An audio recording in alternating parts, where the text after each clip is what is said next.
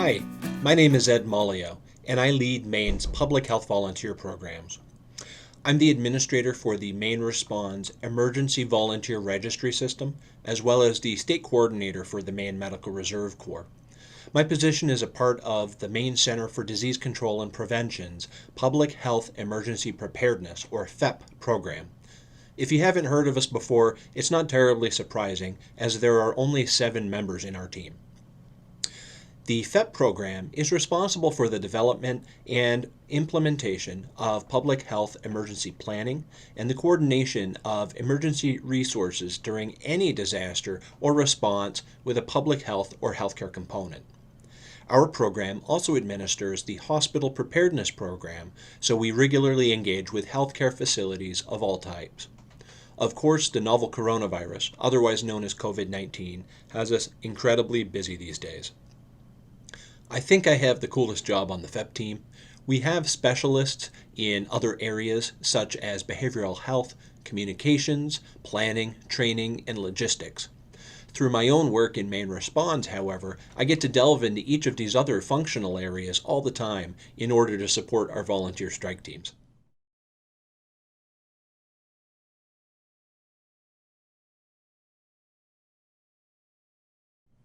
This is a great question. We want to support our communities as we always do, but at the same time, we do not want to increase the risk to our organization or our community through unsafe practices. It is important to realize that my response is just a snapshot in time.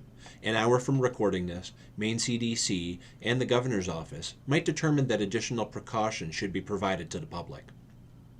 The leaders of every organization should monitor the Maine.gov website for the latest information. There is a banner at the top of this website, and most of the major departments' individual websites as well, for the latest guidance specific to the novel coronavirus. Organizations involved in aspects of public health and healthcare should navigate to the Maine CDC's website. This is located at maine.gov/DHHS/MECDC/. Organizations that work with older people or with persons with disabilities should monitor the Office of Aging and Disabilities Services website. Organizations that work in educational fields should refer to the Maine Department of Education's website. Organizations working with children and families refer to the Maine Office of Child and Family Services website, etc. Currently, Maine CDC is mirroring U.S. CDC federal guidance. In-person gatherings should be limited to fewer than 10 individuals. In-person interactions should take place from 6 feet away or more. This will require a serious look and possibly some significant changes to your organization's workflow. Right now, essential services are the only ones allowed to be in operation. Depending on your organization's mission, you may or may not fall into these essential business categories, which is why it's important to monitor Maine.gov. I know that organizations that support feeding missions are critical right now, and I've worked with Good Shepherd Food Bank, for example, to provide them with more nuanced guidance on how they might operate. Anyone in the US CDC's high-risk categories for COVID-19 should not be asked to leave their home by any organization. These categories are listed online, and the link for this website will be shared along with this video.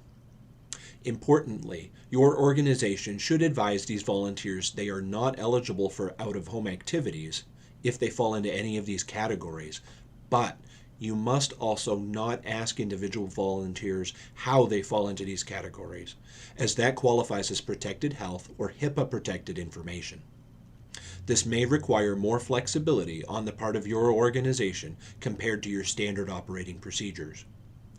Currently, high-risk individuals include those with asthma, chronic lung disease, diabetes, serious heart conditions, chronic kidney disease treated with dialysis, liver disease, severe obesity, people in nursing homes or long-term care facilities, those with compromised immune systems, or more broadly, anyone aged 65 years old or older.